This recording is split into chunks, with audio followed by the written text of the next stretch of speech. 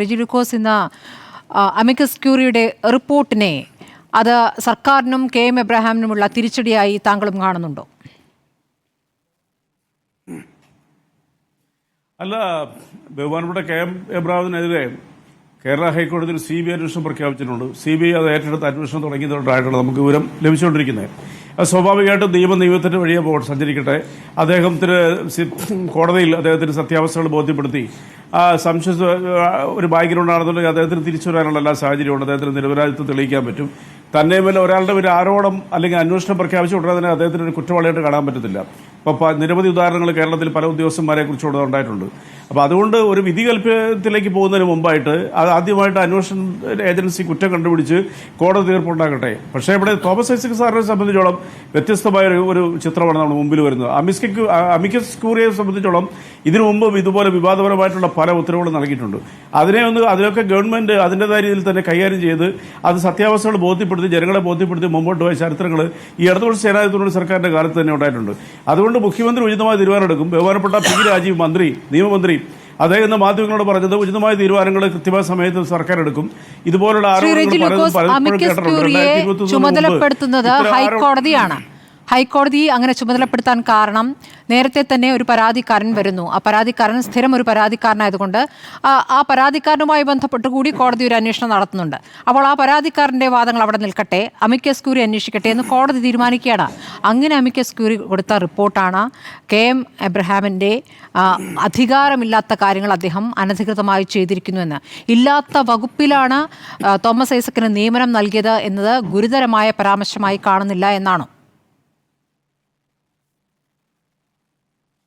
അല്ല, അത് government rectify ചെയ്ത് ആവശ്യമായ നടപടികൾ ഹൈക്കോടതി നിർദ്ദേശപ്രകാരമാണല്ലോ അമിക്കസ് ക്യൂറിനെ വെച്ചിരിക്കുന്നത്. അത് വളരെ നമ്മുടെ മുമ്പിലുള്ള ഒരു ക്ലിയർ ആയിട്ടുള്ള ചിത്രമാണത്. സർക്കാർ ഉചിതമായ തീരുമാനമെടുക്കും. സർക്കാരിനെ സംബന്ധിച്ചോളം വളരെ കൃത്യമാണ് നിലപാടുകൾ. ഇപ്പം KM എബ്രഹാമിനെ സംബന്ധിച്ചോളം നമ്മുടെ മുമ്പിലുള്ള വിഷയം എന്താ? അദ്ദേഹത്തിന് ഹൈക്കോടതിയാണ് CBIയിലേക്ക് കേസ് റെഫർ ചെയ്തിരിക്കുന്നത്. CBI അന്വേഷണം ഏറ്റെടുത്തിട്ടുണ്ട്. ഒരു സ്വകാര്യ വ്യക്തിയെ ഉന്നയിച്ചിരിക്കുന്ന ഒരു അന്യായത്തിന്റെ പേരിലാണ് അല്ലെങ്കിൽ പരാതിയുടെ പേരിലാണ് കോടതി നടപടി സ്വീകരിച്ചിരിക്കുന്നത്. തീർച്ചയായിട്ടും KM എബ്രഹാമിന് തന്റെ നിരപരാധിത്വം തെളിയിക്കാനുള്ള അവസരമാണത്. അത് അദ്ദേഹം തെളിയിച്ചേ പറ്റുള്ളൂ. കോടതിയുടെ ഉത്തരവിനെ ശിരസ വഹിച്ചേ പറ്റുള്ളൂ. രണ്ട് കാര്യങ്ങളാണ് അഴിമതി ആരോപണത്തിലുള്ള CBI അന്വേഷണം. ഇതിപ്പോൾ ഇല്ലാത്ത അധികാരം ഉപയോഗിച്ചു എന്നുള്ള രണ്ടാമത്തെ അമിക്കസ് ക്യൂറിയുടെ റിപ്പോർട്ട്. രണ്ടും രണ്ട് വിഷയങ്ങളാണ്. രണ്ടും തുടരെ വരുന്നു എന്നുള്ളതാണ്. അല്ല, തീർച്ചയായിട്ടും അത് രണ്ടും വിഷയം. ഒരു യാതൊരു സംശയമില്ല. അതാണല്ലോ തോമസ് ഐസക് സാറിന്റെ കാര്യത്തിൽ ഞാൻ ആ നിലപാടെടുത്ത് സംസാരിച്ചത്. അത് സർക്കാർ ഉചിതമായ തീരുമാനമെടുക്കും. ഹൈക്കോടതിയെ ബോധ്യപ്പെടുത്താനുള്ള ബാധ്യത സർക്കാരിനുണ്ട്. സർക്കാർ ഉചിതമായ സമയത്ത് തീരുമാനമെടുത്തിരിക്കും. തോമസ് ഐസക് സാറിനെ സംബന്ധിച്ചോളം വളരെ കൃത്യമായ ഒരു നിലപാടാണ് നമുക്ക് പറയാനുള്ളത്. തോമസ് ഐസക് സാറിന്റെ ഇന്നലകളെക്കുറിച്ചും അദ്ദേഹത്തിന് ഇപ്പോൾ നിങ്ങൾ പറയുന്നത് അല്ലെങ്കിൽ ഈ അമിക്കസ് ക്യൂറി കണ്ടെത്തിയിരിക്കുന്നത് അനധികൃതമായിട്ടുള്ള നിയമമാണെന്നാണ് പറയുന്നത്. അങ്ങനെ അനധികൃതമായിട്ടുള്ള നിയമനമാണെന്നുണ്ടെങ്കിൽ അത് കോടതിയിൽ അവർ റിപ്പോർട്ട് സമർപ്പിക്കട്ടെ. അപ്പോൾ സർക്കാർ അതിനനുസരിച്ചുള്ള റിപ്പോർട്ട് സർക്കാരിന്റെ ഭാഗം കോടതിയിൽ പറയും. ബഹുമാനപ്പെട്ട മന്ത്രി P. രാജീവ് പറഞ്ഞ പോലെ തന്നെ താങ്കൾ പറഞ്ഞു വരുന്നത്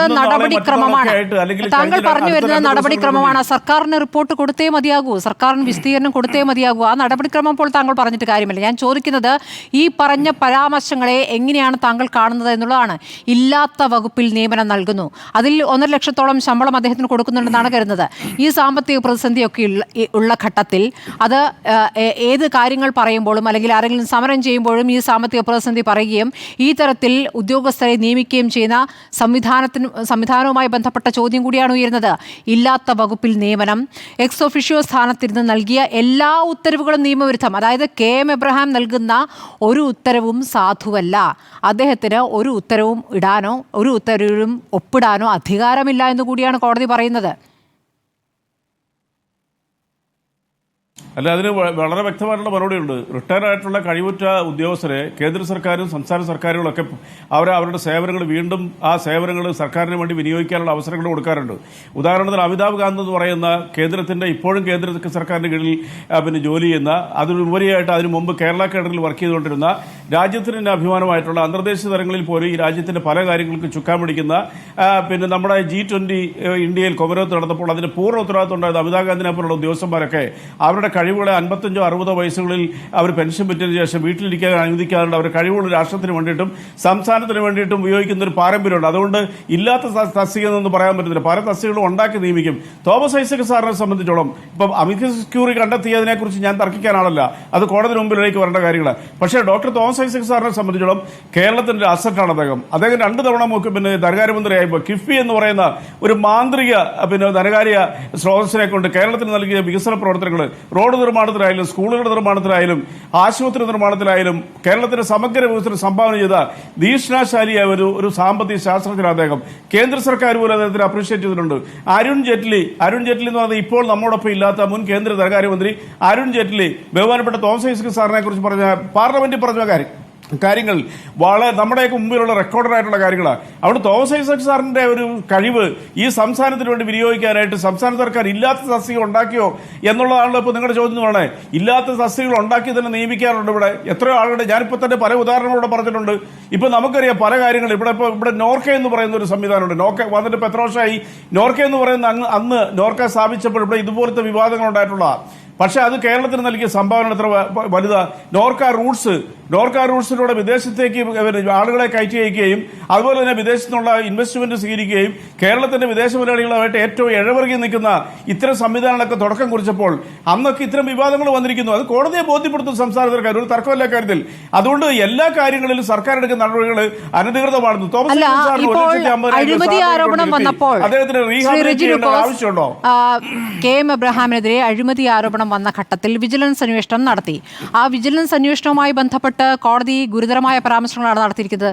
അപ്പോൾ മുഖ്യമന്ത്രിയുടെ തന്നെ കീഴിൽ വരുന്ന വകുപ്പിൽ വിജിലൻസ് വരുന്നു. മുഖ്യമന്ത്രിയുടെ തന്നെ പ്രിൻസിപ്പൽ ചീഫ് സെക്രട്ടറിയായി ഇദ്ദേഹം പ്രവർത്തിക്കുന്നു. എന്നിട്ട് വിജിലൻസ് അന്വേഷിക്കുന്നു. ആ അന്വേഷണത്തിൽ തന്നെ സംശയമുണ്ടെന്ന് കോടതി പറഞ്ഞിട്ടാണ് CBIക്ക് വിട്ടത്. തീർച്ചയായിട്ടും അത് ഇതിൽ നിന്ന് വ്യത്യസ്തമാണ്. തോമസ് ഐസക് സാറിനെ സംബന്ധിച്ചോളമുള്ള വിശദീകരണത്തിൽ നിന്ന് വ്യത്യസ്തമാണ്. നിശ്ചയമായിട്ടും കെ എം എബ്രഹാമിനെ സംബന്ധിച്ചോളം കോടതി CBIയിലേക്ക് ഈ അന്വേഷണം ഏൽപ്പിച്ചപ്പോൾ തന്നെ കോടതിയുടെ വിധിയെ നമുക്കാർക്ക് ചോദ്യം ചെയ്യാൻ പറ്റത്തില്ല. പക്ഷേ അദ്ദേഹത്തിന് നിരപരാധി തെളിയിക്കാനുള്ള അവസരമാണ് മുമ്പ് വന്നിരിക്കുന്നത്. ഇവിടെ ഇതിനു മുമ്പ് ഒരു പ്രിൻസിപ്പൽ സെക്രട്ടറി ഇതുപോലെ തന്നെ അകാരണമായിട്ട് അറസ്റ്റ് ചെയ്യുകയും ഏതാണ്ട് 1 വർഷക്കാലത്തോളം ജയിലിലടയ്ക്കുന്ന ഒരു സംഭവമുണ്ട്. ശിവശങ്കർ, അദ്ദേഹത്തിന്റെ ബഹുമാനപ്പെട്ട മുഖ്യമന്ത്രിയുടെ പ്രിൻസിപ്പൽ സെക്രട്ടറി ആയിരുന്ന ശിവശങ്കറിനെ അറസ്റ്റ് ചെയ്തു, ജയിലിലിട്ട്. ഈ നിമിഷം വരെ അദ്ദേഹത്തിനെതിരെ ഒരു കുറ്റപത്രം ഫലപ്രദമായ രീതിയിൽ മനുഷ്യർക്കും കോടതിക്കും വ്യക്തമായ രീതിയിൽ ഒരു കുറ്റപത്രം സമർപ്പിക്കാനായിട്ട് EDക്കോ ഈ പറയുന്ന അന്വേഷണ ഏജൻസിക്കോ സാധിച്ചിട്ടില്ല. 3 തവണ അവരുടെ കുറ്റപത്രം ബഹുമാനപ്പെട്ട കോടതി തള്ളിക്കളഞ്ഞു. അതുപോലെ തന്നെ കെ എം എബ്രഹാമിന്റെ പേരിൽ വിജിലൻസ് അന്വേഷിച്ചപ്പോൾ അദ്ദേഹത്തിന് ക്ലീൻ ചിറ്റ് കൊടുത്ത കോടതിക്ക് സംശയമുണ്ടെങ്കിൽ ഇന്ത്യയിലെ ഏറ്റവും വലിയ അന്വേഷണ ഏജൻസി, കാര്യം കേന്ദ്ര സർക്കാരിന്റെ കയ്യിലെ ഒരു പാവയാണെങ്കിലും അതിന് വിശ്വസ്തത 100 കണക്കിന് പ്രാവശ്യം സുപ്രീം കോടതി വരെ ചോദ്യം ചെയ്തിട്ടുണ്ടെങ്കിലും അവരന്വേഷിച്ചിട്ട് കണ്ടെത്തട്ടെ. ആ അന്വേഷണത്തിന് വഴങ്ങട്ടെ കെ എം എബ്രഹാം. അദ്ദേഹത്തിന്റെ വസ്തുതകൾ എന്താണെന്ന് വെച്ചാൽ അദ്ദേഹം അവിടെ നിരത്തട്ടെ. അതിനെ സർക്കാരുമായിട്ടെന്താ ബന്ധിപ്പിക്കുന്നത്? പിന്നെ കെ എം എബ്രഹാമിനെ ഒരു ഉദ്യോഗസ്ഥരെ കിഫ്ബിയുടെ തലപ്പത്ത് കൊണ്ടുവരികയും അദ്ദേഹത്തിനെ ബഹുമാനപ്പെട്ട മുഖ്യമന്ത്രിയുടെ പ്രിൻസിപ്പൽ സെക്രട്ടറിയായും സർക്കാർ വെച്ചിരിക്കുന്നത് അദ്ദേഹത്തിന് കഴിവ് കാണിച്ചിട്ടാണ്. ശരി, കണ്ടുകൊണ്ടാണ് നിയമിച്ചത്. താങ്കൾ ആവർത്തിക്കുകയാണ്. ഞാൻ